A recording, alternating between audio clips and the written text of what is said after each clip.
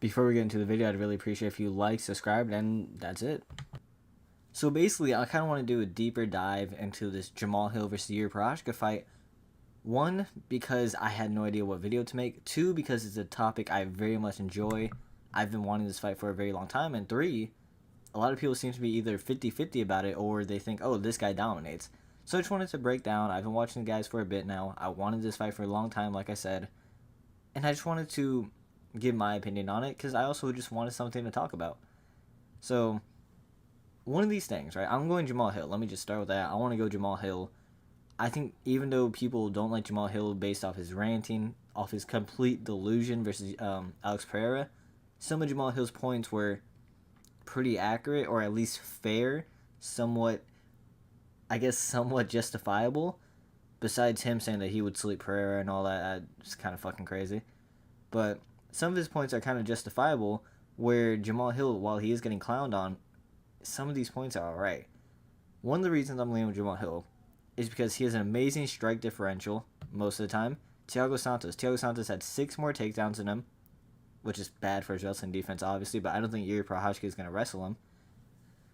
He outstruck Thiago Santos by a lot. This guy is known for separating himself when it comes to striking, strikes per minute, all that shit. Glover Teixeira, masterclass performance, and Glover couldn't really take him down, or he did take him down, but he couldn't really submit him. He couldn't lock anything in on the ground. Just dominant performance.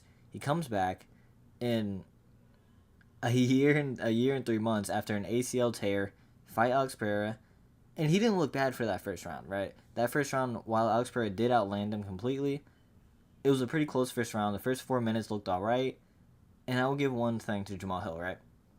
I can understand how he got caught off guard by the referee stepping in and Alex Pereira saying no. I'll give him that.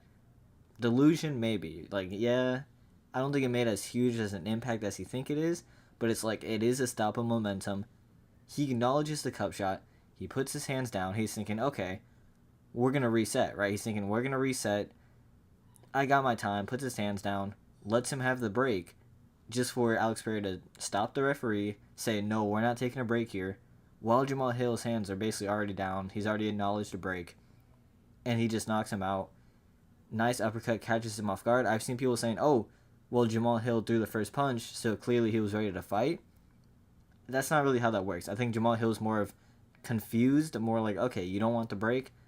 Well, my hands are down, I gotta do something. The fight's apparently continuing, so I think that was more of a flustered, he had no idea what the fuck was going on. Because he has great striking, defense. Despite the uppercut, he has great striking defense. I'm not saying without the break, he wouldn't have got caught, because obviously Pereira was already backing him up before that cup shot. But you can kind of see what I'm saying. He acknowledges it, and he's like, okay, I will give you the break. I know I hit you in the cup. Herb Dean steps in. He's like, okay, we're going to have a break. And then it's like, no, just keep going. It's like a full mental reset. I think he was mentally resetting himself already. I picked Alex Pereira to beat Jamahal, but it's like, I got to give Jamahal his credit. I do genuinely believe that it caught him off guard, and I'm not sleeping on him. I know a lot of people are sleeping on him just because he lost that fight, but this is a guy who's had multiple performances. He's proven himself in the UFC, and yeah, his striking, his stats kind of speak for themselves. He has the knockout power. Jimmy Crute's not a bad win in hindsight. Johnny Walker has no chin, but this was before Johnny Walker had no chin. Thiago Santos on his way out wasn't amazing, but he was still up there, right? He was still up there. He had that close fight with John Jones. And then the Glover was just a masterclass. This was Glover who just gave Jiri probably the toughest fight of his life. Complete masterclass, even though he got submitted, right? Even though... I'm sorry, I lost all my words there. But that's my favorite fight of all time. Glover versus Jiri Prochazka, my favorite fight of really ever. And just seeing what Jamahal did to Glover compared to Jiri, not even too far after, is just kind of insane to me. While Jamahal was out of shape. Remember, that fight was supposed to be Jiri Prochazka versus Glover 2. Didn't end up happening. Jamahal steps on short notice, out of shape, McDonald's, fat as fuck. And just amazing performance. Completely schools Glover on the feet. And, he steps in on Alex Pereira. ACL tear. A year and 3 months off. Which is very similar to Jiri Prochazka, right? So it just, I want to put it in perspective. I think Jamahal Hill's stats, you can't underlook them. You can't underlook his fights based off his reactions. You might hate him as a fighter, you might hate him as like a person, but he is a good fighter. One of the biggest things I say, just because someone you don't like him, like let's say you don't like someone, you got to give them their props. You know, he fought Alex Pereira for a reason, right? He was a champion for a reason. But moving on, Jiri Prochazka, right? The reason I'm not leaning with Jiri Prochazka is because his defense is fucking horrible. And the main thing about this, right? He had the great fight with Dominic Reyes. This was Dominic Reyes coming off a knockout to Jan Blachowicz. Bad knockout. But, you know, spinning back elbow. Dominic Reyes landed a decent amount on him. You know, he got outstruck, obviously. But Dominic Reyes landed a decent amount on him. Jiri Prochazka was blooded up in a war. Volkan was landing jabs on him, piecing him up into boxing. Same with Dominic Reyes. Glover Teixeira was landing jabs, left hands, but mostly across. He landed across majority of the time. And Jiri Prochazka didn't really have anything to do with it from the first to the fifth. It's like, his defense is very questionable, in my opinion. It's, well, not even in my opinion, it's just factual. His defense very questionable. And with a guy like Jamahal Hill, like I said, you can hate him. You can't underestimate his boxing. His boxing's, it's really elite. His boxing is elite. And I think he has the knockout power to knock Jiri Prochazka out, especially after he just got head kicked by Alex Pereira. I hate that fight so much. I hate the "this is how legends are made" fight. I love Jiri, man. I love Jiri, but his walkout was not it. I promise you he only lost because of the walkout. But in the first fight against Alex Pereira, he doesn't look bad, but he's still getting hit over and over again. Granted, like I said, the similarity. It was on a year and a half off. One of the worst shoulder. They said it was the worst shoulder injury they've ever seen in the UFC. I'm pretty sure it happened outside of the UFC also. I don't remember exactly what happened to him. He comes back after the Alex Pereira loss. He fights Rakic, gets destroyed. First round, gets fucking destroyed. Rakic is just landing everything on him. Leg kicks, everything is landing on him, right? And then he comes back, he tags Rakic, and he just retards his way through a win. And that's why I love him. He just retards his way through a win.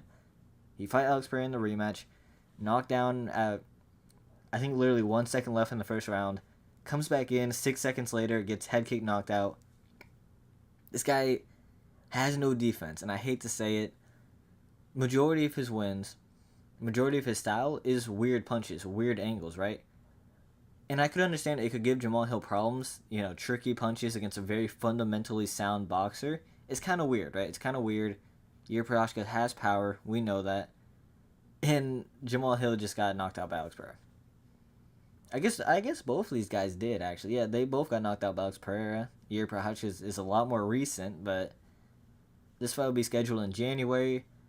Jamahal Hill, while he doesn't really have a feel for the ring, besides knocking out or getting knocked out by Alex Pereira, it's just, I don't think we should underestimate him at all. I'm one of the guys who are, like, I'm still a Jamahal Hill fan.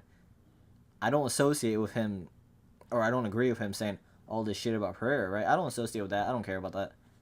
I love this fighter because he's a good fighter. You know, this guy, amazing boxer, elite boxer, completely destroys Glover on short notice, out of shape.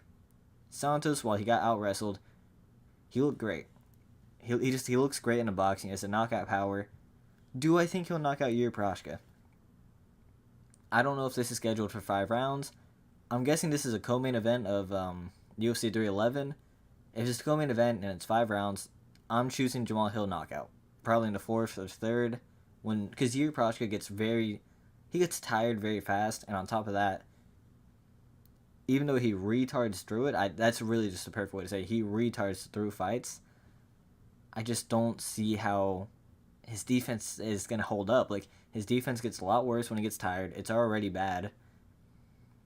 These guys who are just fundamentally sound boxers. Glover's not even a great boxer. You saw what Jamahal Hill did against Glover on short notice, right? Just completely outstruck him, and Glover had great wrestling success against Jiri Prochazka. Didn't outstrike him, but he landed a lot of... Honestly, if you watch the fight, you know what I'm talking about. Glover could have won that fight. Glover rocked him multiple times.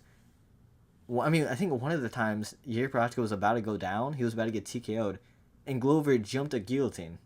He jumped a fucking guillotine. Yuri Prochazka also could have finished Glover, and he just ran into flying knees. It's like, it's the most retarded fight, but that's why it's my favorite. I don't see Yuri Prochazka really abusing the wrestling weakness of Jamahal Hill. I mean, yeah, he went for wrestling against Alex Pereira in the first fight. It worked, but it was like he didn't really get anything off it. It was the end of the round. Actually, was it? I don't. I gotta rewatch that fight in all honesty. But it's like he seems to struggle with very fundamentally sound people who have a fast jab. Jamahal Hill, fast jab, fast straight, good overhand. It's like I think Yuri Prochazka, he's just too there to get hit. While his chin is amazing, I don't know where the fuck his chin's gonna be after this fight. We've seen him bounce back from knockouts. He bounced back from the Alex Pereira knockout. However, you gotta understand this, right? Alex Pereira, the first knockout is completely different than the second one. Arguably, the first knockout was an early stoppage. The second one, he was just not there. He got flatlined, he didn't get flatlined. But he got knocked out, head kick, shin to the jaw, ground and pound strikes after. He was clearly out. He struggled to stand. I don't understand why UFC stands people up after they just got knocked out, but he struggles to stand, can barely walk. He looks at Alex Pereira, almost falls down. It's like, it's different level of knockout, right?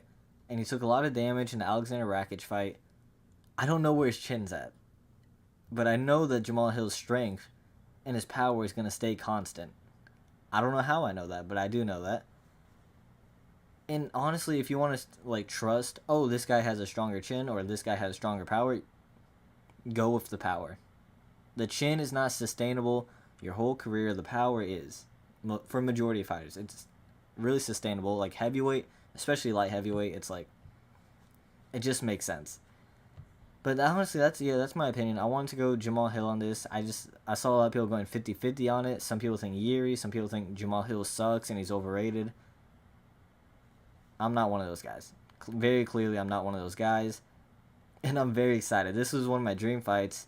I wanted either this fight or Jamahal Hill versus Jan, or obviously Jiri versus Jan.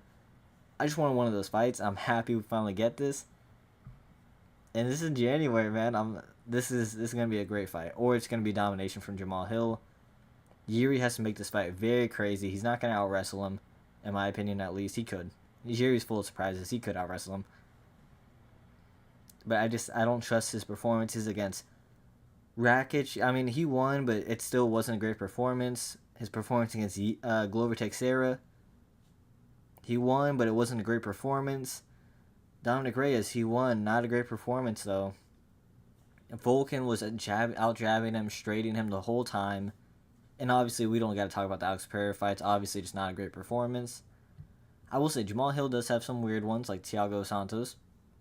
But, you know, the main hole in Jamahal Hill's like game is just wrestling. Getting out-wrestled, getting controlled sometimes. It's like, which he seemed to fix in the Glover Teixeira fight. He seemed to fix that. But even then, like I said, I don't think Jiri's going to actually go for takedowns on him. Like, you know Jiri, you know that's not who he is. Even though he should, he didn't shoot for a takedown on Alex Pereira, besides the first fight. It's just, he's a retard, man. And like I said, I love that. I love retards. I love funny retards, at least. I just think this, like, Jamahal Hill has, I think, top 5 strike differentials in the UFC of all time. Like, strike differential all time. I could be completely wrong about that. I could 100% be wrong about that. But he's known to have strike differentials. He dominated OSP. Paul Craig's kind of tricky, right? Jimmy Crute, obviously strike differential, didn't get it, but it was a 48-second fight. Johnny Walker, it was a 3-minute fight. Johnny Walker just loves throwing out little teat kicks, really racking that shit up.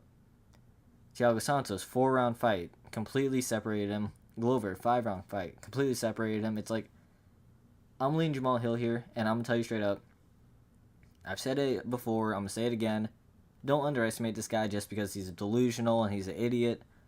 Don't underestimate him. You know what I'm saying? Like, this guy has amazing defense besides getting knocked out. He has amazing defense. He's fast. People are looking at his footwork saying this guy's footwork is horrible. It's light heavyweight. right? You're not gonna see a guy doing some Brandon Moreno fucking inside outside 1-2 cross. Like you're not gonna see that shit. Jamahal Hill has the power, and even then, Jiri Prochazka's footwork is atrocious. He looks like a praying mantis. Like it's not great. So I'm going Jamahal Hill. Like I said, I just want to make this video mostly because I've seen people really split on the subject, and people seem to hate Jamahal Hill and love Jiri Prochazka. So I'm taking the clean boxing of Hill, and I hope to see you for my next video, which is going to be tomorrow. I'm not going to lie to you. I'm going to end it on this. There's this motherfucker on YouTube named, like, MMA Bunny or some shit, right? I'm actually inspired now. Because he was in his live stream. I joined the live stream. And the first question that's asked is, oh, like, what else do you do besides YouTube? And he's like, oh, I only got time for YouTube, my wife, for work. And I'm like, bro, all I do is go to school, bro. I just go to school. I don't even release videos daily. So it's like, I'm going to get motivated. I'm going to start releasing videos daily. Even if they're not long videos, like just short topics. And I want to have discussions with a community, if I have a community. I appreciate all the support. Yeah.